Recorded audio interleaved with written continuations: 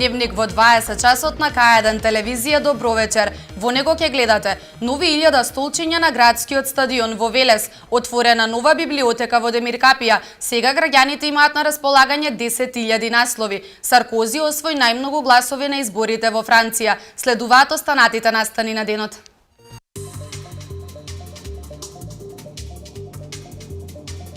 Ќе се зголемуваат платите на полицијата.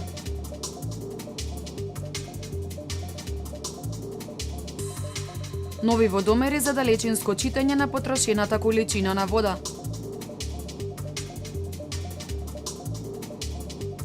Сад Германија, Италија и Франција земји со најмногу златни резерви.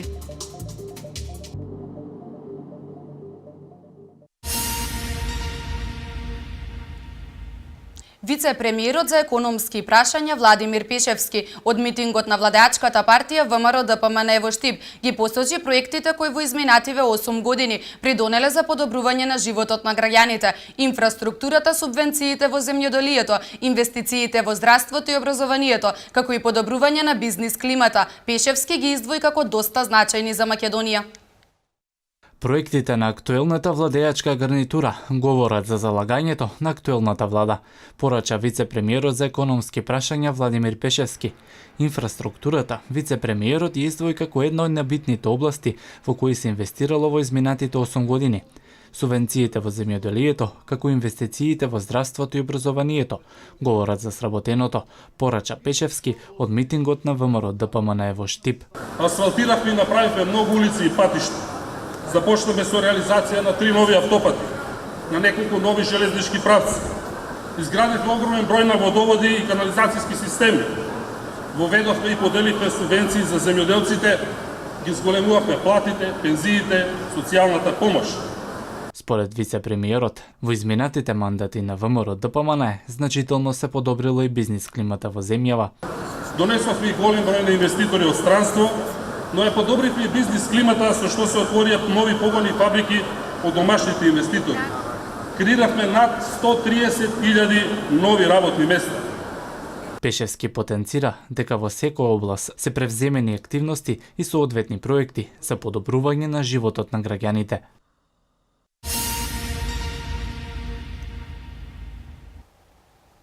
Десетилјади вработени во Министерството за внатрешни работи од наредниот месец ќе добиваат плата зголемена за 5%. Ова зголемување на платите лидерот на ВМРО ДПМН и председател на владата Никола Груевски го најави вчера на Народниот собир во Штип. Во свој одговор тој потенцираше дека вкупното покачување на платите ќе биде околу 20% и ќе се реализира во период од 2015 до 2017 година. Во периодот од април 2015 до декември 2017 ќе се зголемат платите на униформираните и овластените вработени во МВР. Со што до декември 2017 тие ќе се изеднашат целосно со платите на истите во царината. Вкупното зголемување на платите за периодот април 2015 декември 2017 ќе изнесува околу 15 до 20%, односно по околу 3.000 денари по работник месечно. Мерката почнува да се применува веднаш, односно со исплатата на платата за април 2015 што ќе се исплати во мај. Платите што ќе се исплатат во мај ќе бидат повисоки од исплатените во април за околу 4 до 5%, зависно од стартната основа. Со оваа мерка ќе бидат офатени околу 10.100 униформирани и овластени лица во Министерството за внатрешни работи.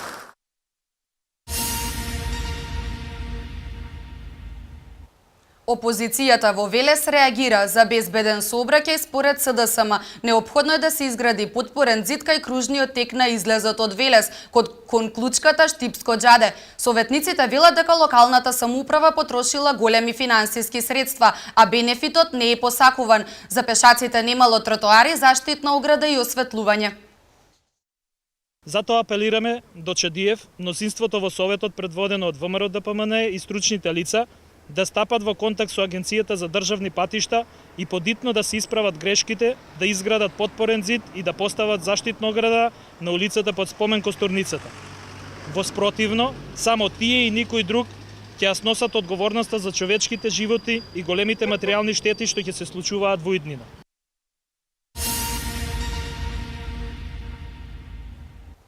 Обвинувањата се паушални, возвраќа градоначалникот Чадиев. СДСМ веќе знае дека планирано е изградба на потпорен зид, пешачки патеки и поставување на заштитна мрежа. Се чекаат временските услови да дозволат да се започнат градежните работи. Безбедноста на сообраќајот и сега не е доведена во прашање. Оваа пресконференција на СДСМ не е ништо друго освен желба за добивање ситни политички поени, рече градоначалникот на Велес Славчо Чадиев. Ние ќе продолжиме, ќе го направиме и потпорни зид, токму онака како што ветив пред неколку пресконференции, ако се сеќавате, го најавив тоа, налогот е веќе даден на фирмата Евроинженеринг, кој по завршувањето на монтирањето на столчињата во градскиот стадион ќе продолжи со работење на неколку потпорни зидови во нашиот град, меѓу кои и овој потпорен зид кој што ќе биде висок околу 3 метра до целата должина на обиколницата, односно на кружниот тек.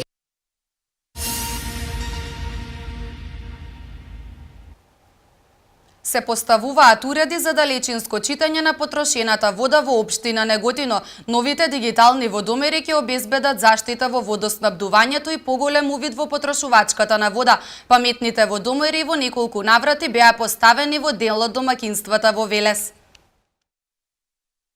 Деновиве во Неготино се врши замена и поставување на водомери, односно уреди за далечинско читање на водата.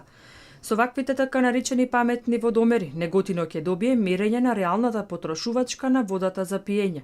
Веќе извесен период екипи на јавното предпријатие Комуналец се на терен и се ангажирани околу поставувањето на водомерите како во градот, така и во дел од населените места.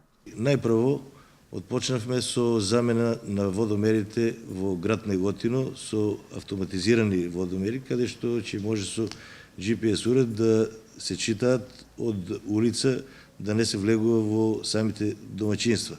Новите дигитални водомери се очекува да обезбедат заштеда во водоснабдувањето и поголем увид во потрошувачката на вода. Во сите населени места, во секој дом во општина Неготино ќе бидат поставени водомери, значи дивите приклучоци треба да бидат комплетно исклучени, комплетно потрошената вода треба да се мери, нормално колку вода се мери, толку треба и да се плати, бидејќи знаете, ние во Неготино имаме најевтина вода во цела Република Македонија. Во неколку фази во домаќинствата во Велес беа поставени вакви водомери и Кавадарци е меѓу општините во кои се планира поставување на ваков начин на далечинско читање на водата.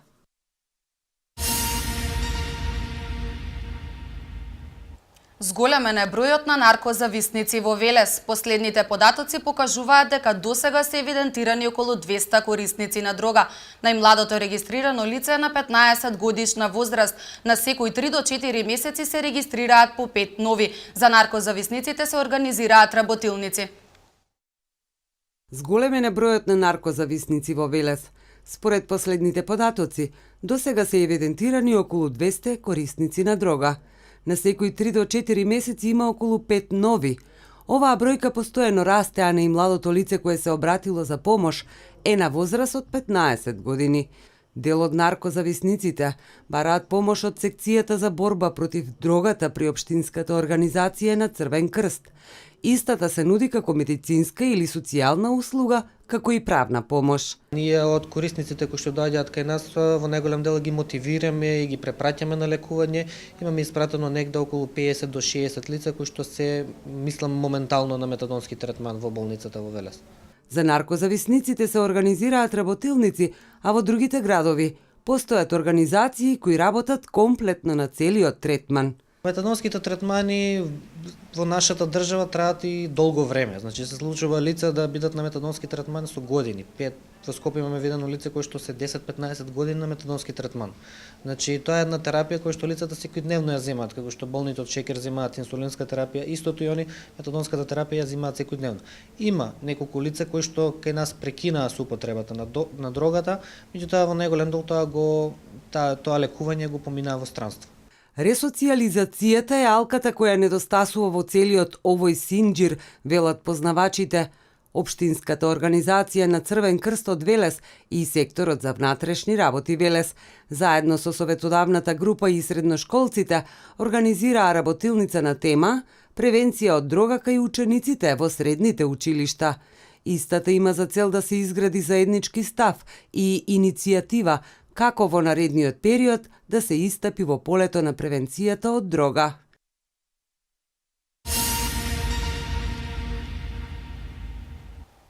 Шестнаесет ученици од основните и средните училишта во Велес беа наградени на поетскиот конкурс на тема Пролет. Конкурсот беше распишан по повод 21 март, денот на пролетта и светскиот ден на поезијата. Организаторите задоволни од одзивот на учениците, но и од развојот на поетската мисла.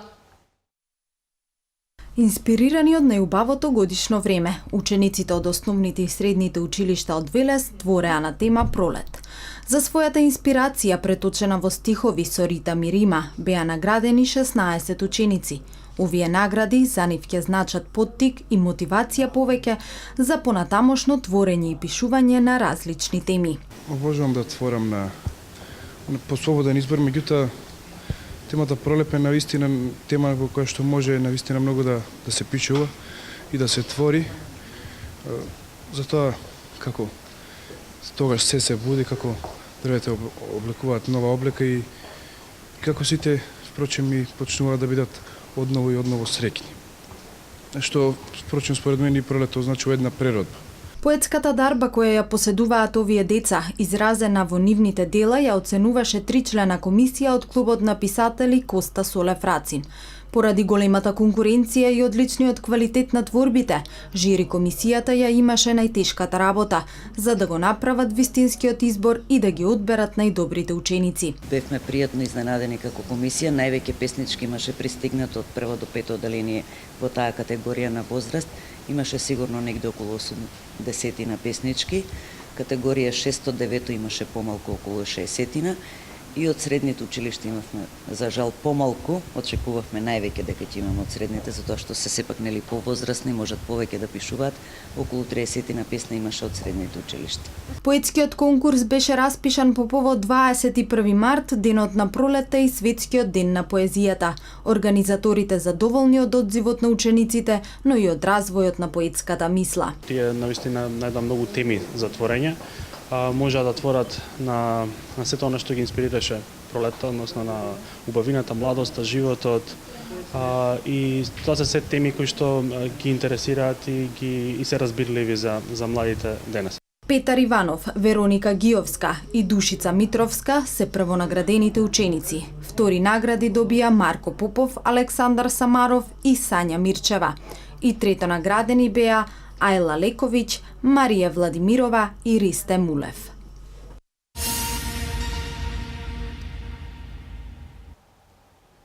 На трибините на градскиот стадион во Велес се поставија првите столчиња од планираните 1000. Новите активности се дел од планираната реконструкција на стадионот, откако минатата година беше поставена и нова вештачка трева. Средствата за овој проект се обезбедени од Агенцијата за млади и спорт.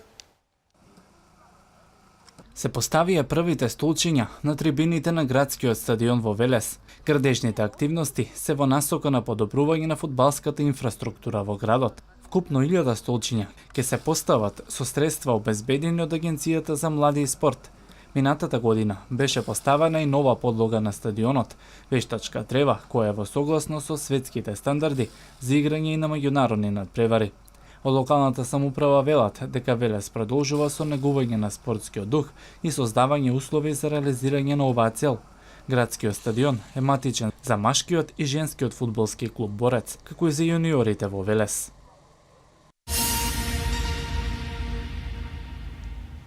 Со поддршка од Министерството за култура Демир Капија се збогати со нова библиотека во чии рамки работи и читална. Граѓаните на Демир Капија и љубители на пишаниот збор во Домот на културата Мирка Гинова засега имаат на располагање околу 10.000 книги.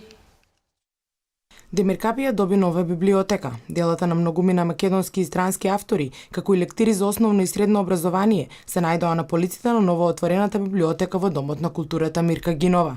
Во склоп на библиотеката работи и читална каде што граѓаните секојдневно можат да го читаат и дневниот печат. Градоначалникот Трајче Димитриев вели дека потребата од библиотека во Демир Капија било очигледна, на што окажува и фактот дека секојдневно е посетена и од млади и од повозрасни читатели. Љубителите на пишаниот збор сега може да се послужат со близу 10.000 наслови. Прва директна средба на представници од ВМРО ДПМН и СДСМ во Брисел. Целта на средбата е надминување на политичката криза во земјава. Индустриското производство во Македонија бележи пораст во февруари, следуваат вестите од Македонија. Зад затворени врати во Брисел започна првата директна средба на представници на ВМРО ДПМН и на СДСМ со европратениците Кукан, Вајкел и Ховит. Целта на средбата е надминување на политичката криза во земјата со посредство на Европскиот парламент. Тројката европратеници имаше средби со представниците на двете партии одделно. Делегацијата на ВМРО ДПМН ја сочинуваат Никола Поповски, Никола Тодоров и Илија Димовски, а на СДСМ Радмила Шекеринска, Рената Треневска-Десковска и Виктор Габер. Денешниот диалог траеше неколку часа и доколку истиот не успе, се најавува одржување на нов, веднаш после великденските празници, во втората половина на идниот месец. Индустриското производство во февруари 2015 година во однос на февруари 2014 година бележи пораст за 3,1%, покажуваат податоците од Државниот завод за статистика.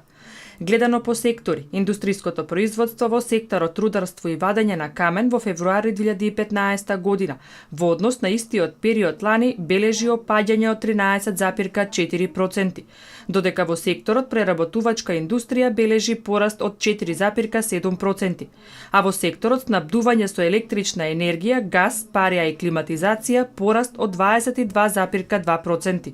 Според главните индустријски групи, производството во февруари годинава во однос на февруари минатата година бележи пораст кај енергија за 5,9%, капитални производи за 26,8%, трајни производи за широка потрошувачка за 27,4% и нетрајни производи за широка потрошувачка за 11,6%, додека опаѓање бележи кај интермедијарни производи освен енергија за 12,3%.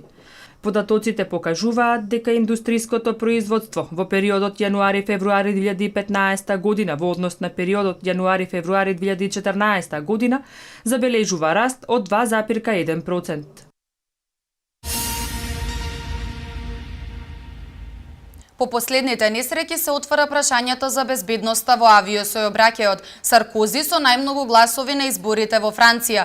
САД, Германија, Италија и Франција се земји кои имаат најмногу златни резерви. Следуваат настаните од светот. По анализата на записите од црната кутија, истражителите изјавија дека незапирливото спуштање на авионот во вторникот за време на летот од Барселона до Дизелдорф е изведено од вториот пилот, кога тој бил сам во пилотската кабина и дека при тоа тој не му ја отворил вратата на претходно излезениот капетан. Според француските истражители, вториот пилот, Андреас Лубиц, бил свесен, но можеби никогаш со сигурност нема да дознаеме дали тоа било така. Всушност, знаеме дека нештата можеле поинаку да се развијат ако во пилотската кабина имало уште еден човек. Извршниот директор на Lufthansa, компанијата собственик на Germanwings, рече дека европските регулатори не бараат во кабината обврзно да има две лица. Но во САД постои такво правило. Правилото е ако пилот треба да излезе од било која причина од кабината, стюардеса или некој друг пилот кој ќе биде во авионот имаат право да влезат во кабината. Тоа се разумни правила и сите авиокомпании треба да ги извршуваат. При ситуација на било каква хаварија, стюардесата може да се обиде да ја отвори вратата или да го повика излезниот пилот. Нивното присуство нема да биде корисно само при намерна саботажа, туку и ако пилотот кој управува со авионот заради било каква причина не е во состојба да ги исполнува своите професионални задолженија, например заради инфаркт. Не постои политика за безбедност која ќе ги предвиди сите ситуации, но барањата за 2 лица во пилотската кабина за време на еден лет е разумна постапка која ќе ги намали ризиците од тоа животите на десетици или стотици луѓе да бидат доверени на еден единствен пилот. Според излезните анкети, француските конзервативци и нивните сојузници се победници на вчерашната втора рунда од изборите за административните департмани.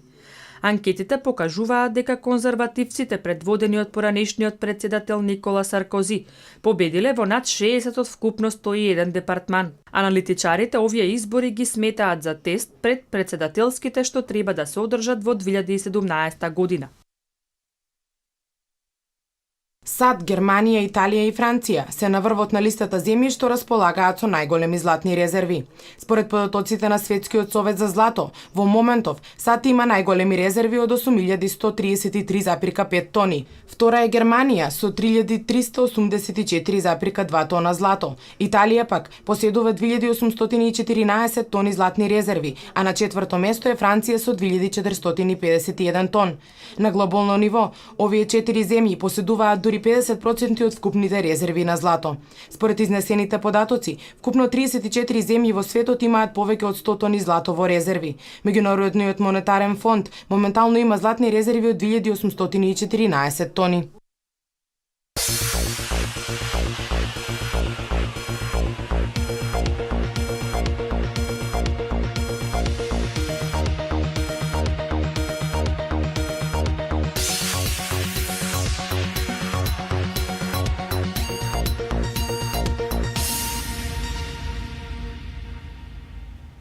Градскиот ракометен клуб Борец со убедливи 28 наспроти 20 во рамките на клуб надпреварите го победни Работник на домашен терен во спортската сала Гемиџи пред почетокот на пролетниот дел од сезоната. Македонската фудбалска репрезентација вечерва со почеток од 21 часот на арената Филип II во Скопје ќе одигра пријателски надпревар со репрезентацијата на Австралија. Македонскиот ракометен репрезентативец Гоце Георгиевски неочекувано ја раскина работката со Металург и заминува во тимот на Тулуз во Франција. Следуваат вестите од домашниот спорт. Во куп надпреварот кој вчера вечер со почеток во 19 часот се одигра во спортската сала Гемиџи во Велес, домашниот тим на градскиот ракометен клуб Борец ја совлада младата екипа на Работник од Битола со 28 наспроти 20. Велешани беа убедливи во целосниот тек на надпреварот и не оставија ништо на случајност, со што ја потврдија добрата кондиција и мотивираност. Навивачката група Гемиџи од трибините го бодреше својот тим во текот на целиот надпревар. Следната недела одиме во Богданци, каде што императивно е поведат, доколку сакаме да ги оствариме нашите цели, целите на клубот. Значи, тест денешен, според мене, можеше и подобро, меѓутоа задоволителен, така да мислам дека целосно спремни ќе гостуваме во Богданци. Од другата недела почиња прва лига, втората полусезона. Очекуваме да првата ни е најважна такмица во гости. Очекуваме победа да извојуваме и да го избориме второто место во лигата за да играме плейоф во Суперлига до крај. Тоа беше очекувана победа за купот, сега чекаме трепка за наредно. Добрата кондиција на Велешкиот ракометен клуб се очекува да се одржи и во првиот надпревар од полусезоната на гостински терен кај ракометарскиот клуб Младост од Богданци, во кој велешани очекуваат 3 поени. Македонската фудбалска репрезентација вечерва на арената Филип II во Скопје со почеток од 21 часот ќе одигра пријателски надпревар со Австралија. Ова е нивна втора средба, откако првиот пријателски надпревар беше одигран во далечната 1997 година. На надпреварот нема да настапат Томе Пачовски и Ферхан Хасани. Двајцата ќе ги пропуштат кенгурите, бидејќи Хасани е ослободен од обврски по барање на неговиот матичен клуб Бронтби, а голманот се пожалил на болки во половината. За вечерната средба се предвидени Стефан Ристовски и левиот бек Мите Цикарски. Ракометарот Гоце Георгиевски неочекувано заминува во Франција, откако немаше никаков ангажман за тековната сезона по раскинувањето на соработката со Металург по светското првенство во Катар. Джомба кариерата ја продолжува во Тулус, каде ќе остане во наредните 2 месеци. Поканата од клубот доаѓа откако французите останаа без десното крило по повредата на играчот на надпреварот од купот. За сега не е познато дали Георгиевски ќе има понатамошна соработка со Тулус после договорените 2 месеци. Джомба треба да му помогне на тимот да опстане во елитата, бидејќи во моментот Тулус е на 12-тото место на табелата.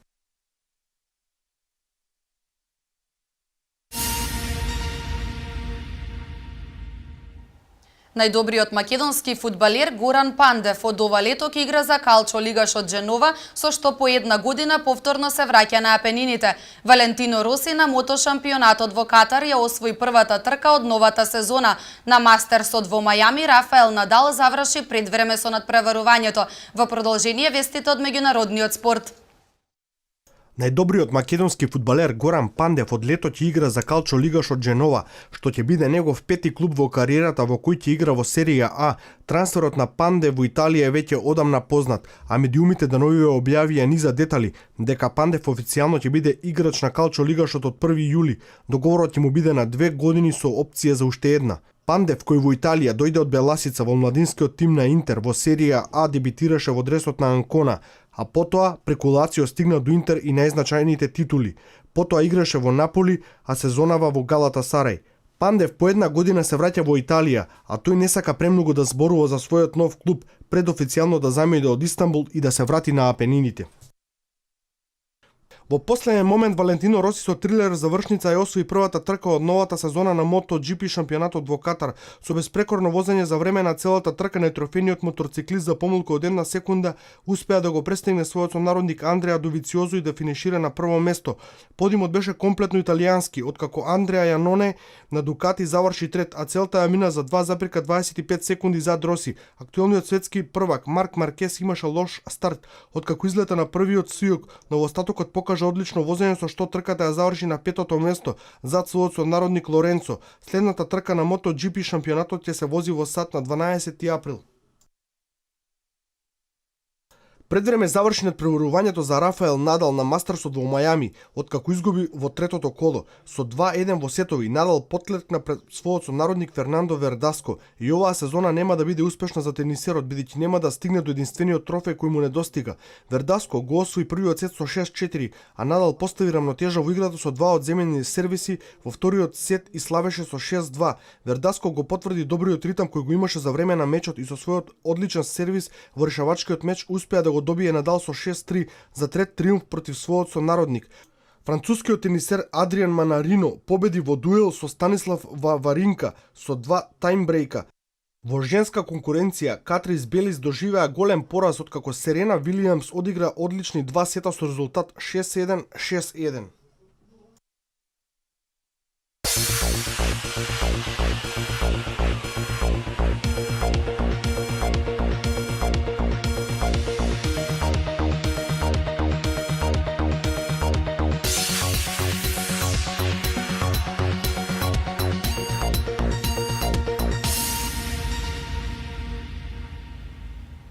Денеска имавме претежно облачно време со локални врнежи и кратки сончеви периоди. Максималната температура го достигна 15-тиот степен. Во утрешниот ден, воедно последен од овој месец, метеоролозите најавуваат стабилно сончево време. Максималната температура ќе се движи во интервалот 14 до 19 степени. Ги проследивте сите информации што ги подготви информативната редакција за ова издание на Дневникот. Останете и понатаму со програмата на К1 телевизија. Имајте пријатна вечер.